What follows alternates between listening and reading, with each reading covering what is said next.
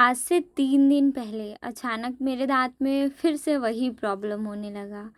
इतनी चिलचिलाती हुई धूप में मैंने मम्मी से कहा और मैं और मम्मी डॉक्टर के पास चले गए क्योंकि दाँतों के दर्द से तो मेरी हालत ख़राब हो चुकी है। इस दवाई से ना मेरा सही से मुझे प्रभाव दिखता है और ना ही मेरा इलाज सफल लगता है मुझे।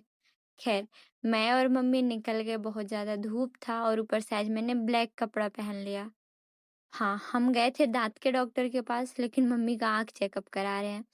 मम्मी को मैंने कहा कि मम्मी आप आँख चेकअप करा लो जब आपको प्रॉब्लम हो रही है, तो मम्मी डर से जा ही नहीं रही थी। फिर मेरे कई बार ज़बरदस्ती करने के बाद मैंने पर्ची कटाया और मैं खुद ही बोली कि जाके दिखाओ, तब जाके मम्मी मानी। घर आने के बाद रोज़ाना की तरह बहुत सारे काम थे। मैंने पहले दाल पिसा, झाड़ू बर्तन करने के बाद पिंकी आ गई और मैंने कहा प्लीज़ कुछ बना दे खाने को। तो बैंगन के पकौड़े बनाए इसने। वैसे तो पहले मैं ऐसी नहीं थी, पर शायद ये मेरा अपडेटेड वर्ज़न है। एक्चुअली ना, कोई मेरे साथ बुरा करता है, मैं एक्सेप्ट कर लेती हूँ कि चल भाई ठीक है, हो सकता है कि मैं तुझे पसंद नहीं हूँ, पर सेम चीज़ मेरे चाहने वालों के साथ भी वो रिपीट करे, इट्स मीन कि तेरा बिहेवियर ऐसा है। मैं व्यक्ति को ऐसा मानती हूँ, आप अपने ऊपर मत लेना, क्योंकि ना वो इंसान चाहे फिर उम्र में कितना भी बड़ा हो, मेरा रिस्पेक्ट खत्म हो जाता है। मैंने कई बार एक बात बोली है कि मेरे चाहने वालों को मैं किसी भी हाल में नहीं देख सकती कि ऐसा है। ये लोग पता नहीं क्या कर रहे हैं, मामा और वैष्णवी। वो मेरा खत्म हो जाता है, फिर मैं भी उसी डायरेक्शन में उसके साथ खेलती हूँ। मैं भी पीलू इंसान हूँ। क्या कर रही है वैष्णवी? ए वैष्णवी, ए क्या कर रही है? हम्म, सॉस ले आना और भैया को भी दे देना, जा। हमने जो भी कुछ बना रखा था, मैं खुशप्रीत और वैष्णवी के लिए लेकर आई।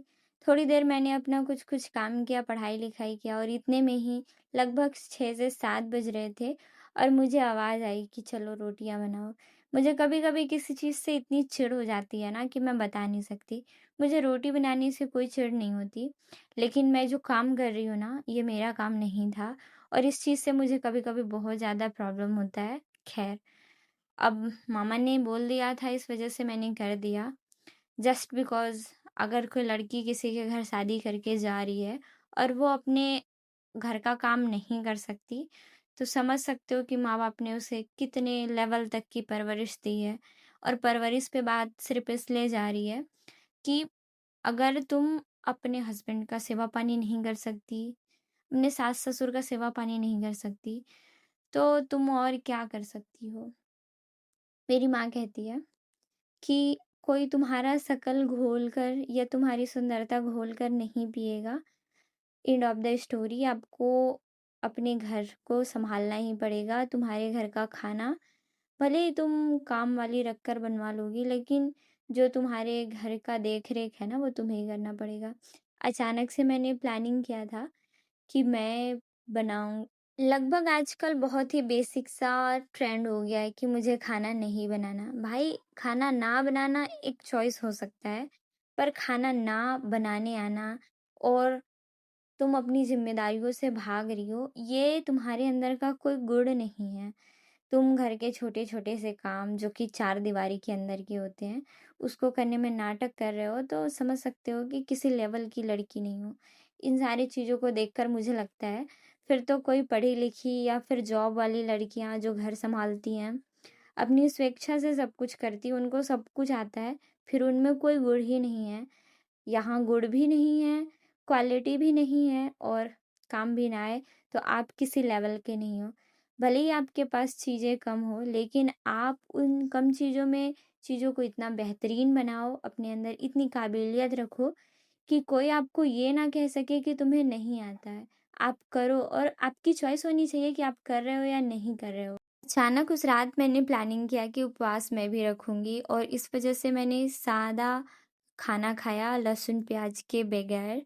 हेलो एवरीवन, जय Shri Shyam, Radhe Radhe, good morning everyone. अभी है ना सुबह के 9 बजने वाले हैं और मुझसे बहुत बड़ी गलती हुई।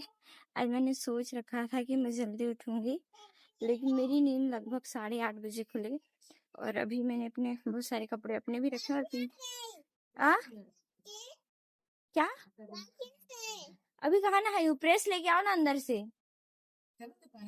पता नहीं चालू तो जा रही हूँ ना। बदमाश को देख रहे हो, सुबेरे से नाटक कर रही है आज। क्यों आए? जा रहे हो? क्यों जा रहे हो? जा जल्दी लेके आना प्रेस। जब मैं जा रही थी तो अब मेरे से पहले ये जाने को तैयार हो गई कि मैं जाऊंगी, और ये लोग कहने लग गए कि सुबह सुबह इसको मत लेके जा, नहीं तो ये पूरा दोपहर उधर रहेगी बिना नहाए धोए। नानी ने कहा कि यहीं से नहा के जा। पता चला उस घर में ना ऐसे मामी यही पाइप जोड़ ली, और क्या कहते हैं कि पिंकी लोग उठे नहीं थे, तो मैंने सोचा कि मैं यहीं से नहा के चली जाऊं। वैसे भी मेरे हाथ में कपड़े रखे हुए थे। तो आज 25 जून है, निर्जला एकादशी, और सडनली मेरा भी प्लान बना। वैसे मैं किसी भी एकादशी पर उपवास नहीं रहती, प्लानिंग कई बार करती हूँ ऐसे मंदिर जाने का, लेकिन कई बार ये होता है कि मुझे बाद में पता चलता है 12 बजे आसपास, 11 बजे आसपास, क्योंकि लेट उठती हूँ, फिर लेट ऐसे देख के वीडियो वगैरह। आज पहले ही पता था और पहले जा रहे हैं। फिर अच्छी चीज ये कि जल्दी उठने का सोची, लेकिन मैं लेट ही उठी। कुछ करना नहीं है, बस पूजा पाठ करके आना है। आई डोंट थिंक कि पिंकी जाएगी, पर कल बोली थी जाने को, तो साथ में जा सकती है। अगर आपका उपवास था तो कमेंट ज़रूर करिए। मुझे आप सभी से बहुत सारी बातें कहनी होती है, लेकिन कभी कभी ये होता है कि मेरे वीडियो का ड्यूरेशन ज़्यादा हो जाता है, या फिर ना चाहते हुए भी मैं चीज़ों को नहीं कह सकती। पिंकी मन्नत रखने के लिए नारियल पर 11 रुपए और फूल वगैरह बांध रही है, पर मैंने पहले ही पूजा कर लिया और मैंने बहुत इत्मीनान से पूजा कर रखा था। मेरा दीपक या फिर जो बत्ती वगैरह मैंने जला रखा था वो सब बुझ गया। पिंकी काफ़ी लेट कर रही थी चीज़ें। अभी गेस करो मैं कहाँ पे हूँ। हमारे यहाँ के श्याम मंदिर के पास। और मैंने पिंकी को कई बार कहा कि चल चल चल, वो डर से मेरे गाड़ी पे बैठी हुई। और मतलब अंदर से मुझे भी काफी ज्यादा धक धकाहट हो रही है, मेरे हाथ है ना कांप रहे थे ऐसे जब मैंने पिंकी का नंबर डायल किया। एक्चुअली मैं कभी भी ऐसे अकेले नहीं आई हूँ, कोई फ्रेंड हो या फिर कोई मतलब सीमा पिंकी किसी के साथ, लेकिन मैं अकेले नहीं आई हूँ। और आज अकेले ऐसे मैंने काफी टाइम तक 5-7 मिनट ना वो रोड क्रॉस जब इधर के लिए होना था ना, वहां पे मैं वेट कर रही थी, क्योंकि डर से मैं कर ही नहीं पा रही थी। और फिर ऐसे पसीना भी हो रहा है, मौसम इतना गर्मी का तो है, लेकिन शायद डर से ज्यादा पसीना आ रहा है मुझे। और मतलब यहाँ पे अभी सारा भीड़ है, मतलब कह सकते हैं शायद आज ठंडाई मतलब ठंडे शरबत का वितरण है, देख सकते हो। और पिंकी पैदल आ रही है ना, उसका सबसे बड़ा चीज। लेकिन एक चीज फिक्स है, अगर आप खुद पे भरोसा नहीं करते ना, तो लोग भी आपके ऊपर भरोसा नहीं करते। आप भले हारो गिरो, 1000 बार गिरो, लेकिन अपने अंदर एक जज्बात रखो कि आप कर सकते हो। क्योंकि ऐसे मैं अब तक डरती रहती थी, और आज जब पिंकी को, ऐसे तो मैं उससे बड़ी हूँ, 2-2.5 साल तो बड़ी होंगी भाई, लेकिन मैंने कहा कि चल बैठ। वो पैदल आ रही है, लेकिन मेरे साथ नहीं आई, मैं इस चीज से एकदम। और वहीं हमारे घर पे निशा है जो इस साल 8 क्लास में है, वो पूरे घर को बैठा के लेके चली जाती है। सीमा मुझसे 4-6 साल छोटी होगी, पिंकी 2-2.5 साल, फिर उसके बाद बाबू था मेरा भाई, उसके बाद सीमा है, मतलब हमारे घर पे सबसे छोटी है। और उसके साथ भी बैठ के कोई भी चले जाता है, क्योंकि वो काफी प्रो लेवल तक का चीज करती, मतलब ऐसे ड्राइविंग उसको बहुत अच्छे से आता है। वो कीचड़ से कीचड़ में निकाल लेगी और रोड के बालू से भी निकाल लेती है, तो ऐसे करके उसके साथ सब चले जाते हैं। अब वो पता नहीं कब तक आएगी। अगर वो फास्ट चल लेती है तो आ जाएगी, नहीं चलती है तो नहीं आएगी, वेट करना पड़ेगा। उसने कहा कि मैं आ रही, साथ में चलेंगे। मैं कहा ठीक है भाई। काफ़ी टाइम वेट करने के बाद पिंकी आई और फिर ये प्रसाद लेने के लिए गई, क्योंकि मैंने खरीदा नहीं था, मैं यहाँ पर बस वेट कर रही थी इसका। मुझे गुस्सा आ रहा था क्योंकि 12 बज चुके थे और मैं चाहती थी कि हम पूजा थोड़ा जल्दी कर लें, पर पिंकी की वजह से हम लोग लेट थे। पर ऐसा नहीं है कि मंदिर पर लोग नहीं थे, बहुत सारे लोग थे, क्योंकि आज 11 का दिन था और खाटू श्याम मंदिर में, मतलब श्याम मंदिर में भीड़ ना हो ऐसा हो ही नहीं सकता। फिर पिंकी ने अपना नारियल, अपनी मन्नत वाली नारियल ऐसे बांधा और ये बंध नहीं रहा था, गिर रहा था। फिर मैंने कहा अच्छे से बांध ले। फिर मैंने पूजा पाठ किया यहाँ पर भी, और पिंकी आराम से अपना सारा काम कर रही थी। मैंने इसे छोड़ दिया, भाई तू अपना कर। और मैंने मन भर पूजा किया क्योंकि मैं काफ़ी दिनों के बाद गई थी। लास्ट टाइम मैं नाना नानी, शीतल और सूरज के साथ हम निकले थे तब गई थी।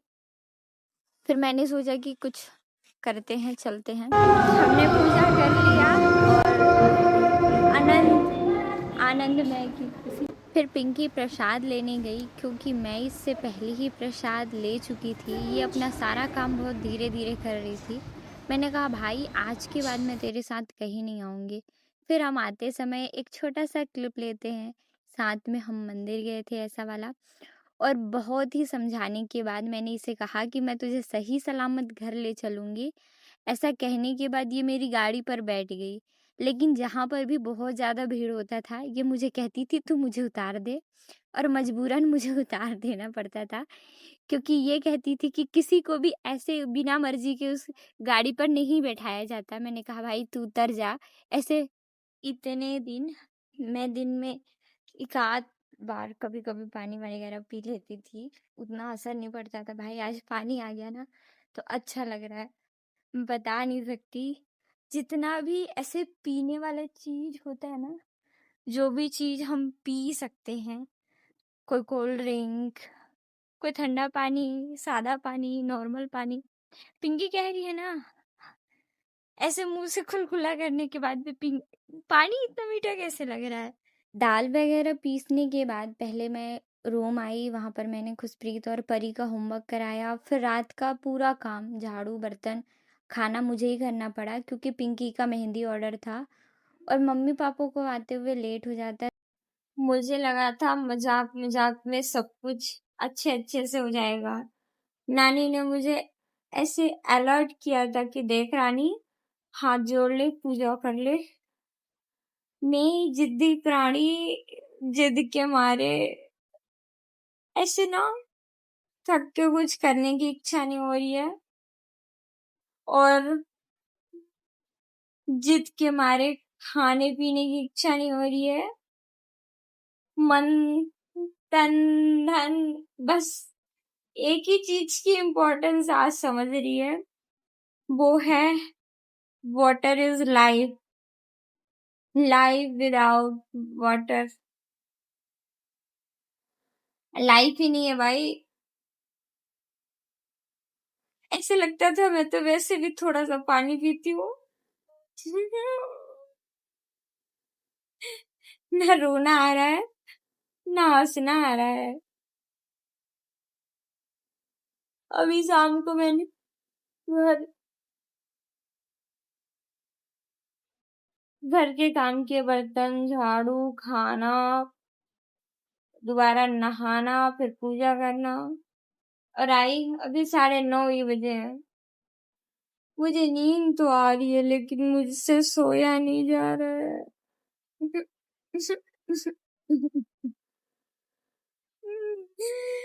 इतनी मन्नतों के बाद भी अगर काया पलट गई, भगवान जी शिकायत नहीं सीधे बट्टी खट्टी किट्टी जो भी होता है, खी हो जाऊंगी मैं, खी। 9:30 या 10 बजे के आसपास में सोई थी।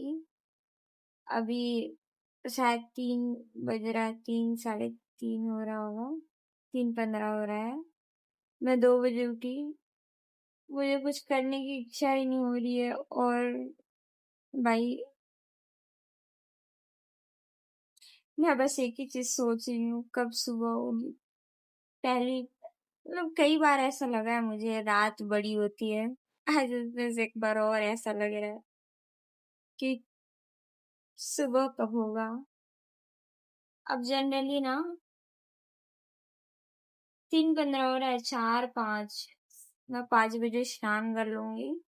5:30 बजे से व्रत तोड़ सकते हैं तो। अभी तक तो मैं नहीं पढ़ रही थी, मैं कुछ कुछ देख रही थी फोन पर। पढ़ने जा रही हूँ अभी कुछ क्वेश्चन सॉल्व करने। टाइम नहीं कट रहा है इसलिए पढ़ लेती हूँ। वैसे सारे लोग सारा काम छोड़ के पढ़ने बैठते हैं और मैं सारा काम कर लूँ, मेरा मन ना लगे तब मैं पढ़ने बैठती हूँ। अलग ही लेवल की सारी चीज़ें होती हैं मेरे साथ। अभी मैं कब से जागी थी और पढ़ने का मेरा मन नहीं कर रहा था, फिर जब मुझसे कुछ हुआ नहीं गया तब मैं पढ़ने बैठ गई। वैसे आप लोगों को एक और अच्छी बात बताती हूँ, अगर आप बहुत मन्नतें करते हो और बहुत पूजा पाठ करते हो और कुछ मांगते हो और वो कुछ ना मिले, चाहे वो कुछ भी हो, तो प्लीज़ आप निराश मत हुआ कीजिए। मैं एक्सपीरियंस से बता रही हूँ। मैंने ना बहुत पहले बहुत सारे उपवास रखे थे और उस उपवास का फल मुझे नहीं मिला। पहले तो मुझे बहुत रिग्रेट हुआ, फिर बाद में जाके मुझे रियलाइज़ हुआ कि सही हुआ कि ये चीज़ मेरे लाइफ में नहीं है। और मुझे सुबह मम्मी ने कहा, मामा ने भी ये कहा, नानी ने भी यही कहा कि अगर अकेले नहीं जा सकती है फिर छोड़ दे रहे हैं। फिर मैंने बोला नहीं, मैं अकेले चले जाऊंगी। ऐसे करके तो मुझे थोड़ा सा टाइम लग गया कुछ कुछ काम करने में।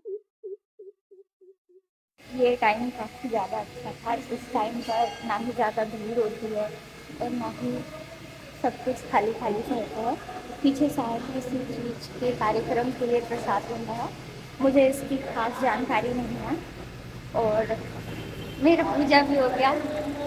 थोड़ा धूप ज़्यादा है लेकिन आप देख सकते हो मंदिर का प्रांगण कुछ खाली खाली सा है।